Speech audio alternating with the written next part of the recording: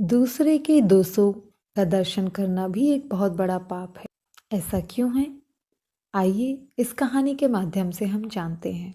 एक गांव के बीच शिव मंदिर में एक सन्यासी रहा करते थे। मंदिर के ठीक सामने ही एक वैश्या का मकान था। वैश्या के यहाँ रात दिन लोग आते जाते रहते थे। यह देखकर सन्यासी मन ही मन कुड़कुड़ाया करता था। एक दिन वह अपने को नहीं रोक सका और उस वेश्या को बुला भेजा। उसके आते ही फटकारते हुए उसने कहा, तुम्हें शर्म नहीं आती पापिन? दिन रात पाप करती रहती है, मरने पर तेरी क्या गति होगी? सन्यासी की बात सुनकर वेश्या को बड़ा दुख हुआ। वह मन ही मन पश्चाताप करने लगी, भगवान से प्रार्थना करने लगी, अपने पाप कर्मों के लिए क्षमा याचना करने लगी। बेचारी कुछ जानती नहीं थी। बेबस उसे पेट के लिए वैश्यावृत्ति करनी पड़ती, किंतु दिन रात पश्चाताप और ईश्वर से क्षमा याचना करती रहती। उस सन्यासी ने यह हिसाब लगाने के लिए कि उसके यहाँ कितने लोग आते हैं, एक एक पत्थर गिनकर रखने शुरू कर दिए। जब कोई आता एक पत्थर उठाकर रख देता। इस प्रकार पत्थरों का बड़ा भारी ढेर लग गया।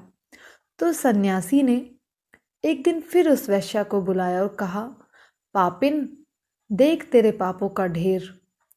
यमराज के यहाँ तेरी क्या गति होगी, अब तो पाप छोड़।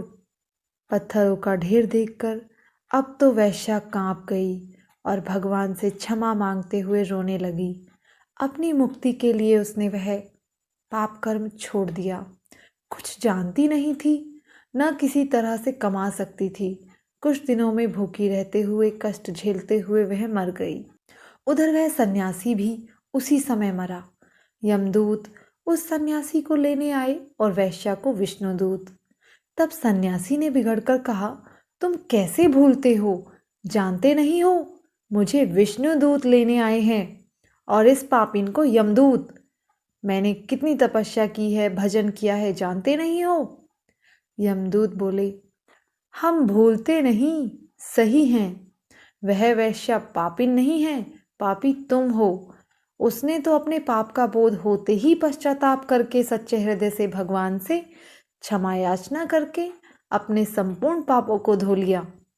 अब वह मुक्ति की अधिकारिणी है और तुमने सारा जीवन दूसरे के पापों का हिसाब लगाने की पाप वृत्ति में, पाप भावना में जब तब सब कुछ छोड़ छाड़ दिए और पापों का अर्जन किया। भगवान के यहाँ मनुष्य की भावना के अनुसार न्याय होता है, बाहरी बाने या दूसरों को उपदेश देने से नहीं। पर निंदा, छिद्रान्वेषण, दूसरों के पापों को देखना, उनका हिसाब करना, दोष दृष्टि रखना, अपने मन को मलिन बनाना ही तो है। संसार में पाप बहुत है, पर पुण्य भी क्या कम है?